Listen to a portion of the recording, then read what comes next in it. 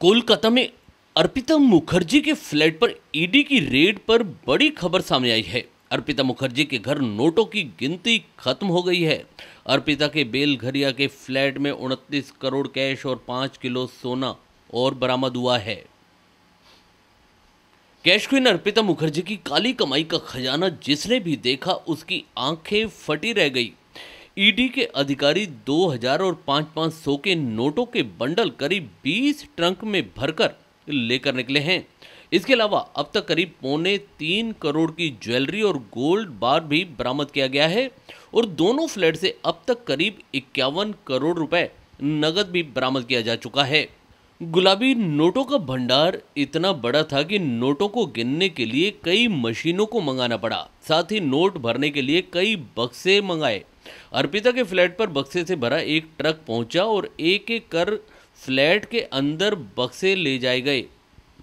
अर्पिता के फ्लैट पर बक्से से भरा एक ट्रक पहुंचा और एक एक कर फ्लैट के अंदर खाली बक्से पहुंचाए गए, जिन्हें अंदर नोटों को भरा गया और वापस उन्हें ट्रक में लोड किया गया।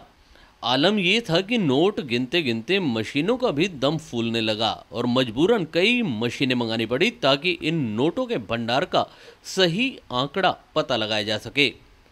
नोटों से भरे बक्सों को एक एक कर ट्रक में लादा गया और फिर कैश क्वीन की काली कमाई को ईडी जब्त करके अपने साथ ले गई।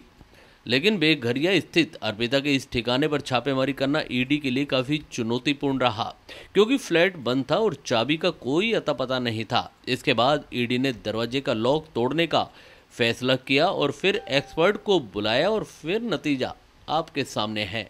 जैसे ही ईडी की टीम फ्लैट में घुसी तो जो नज़ारा आंखों के सामने आया वो बेहद हैरान करने वाला था।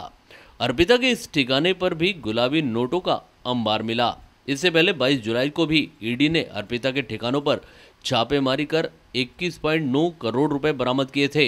ऐसे में अब सवाल उठने लगा है कि आखिर अर्पिता के कितने ठिकाने हैं और इस कैश क्वीन के पास काली कमाई का कितना भंडार छिपा है। Press the bell icon on the YouTube app and never miss another update.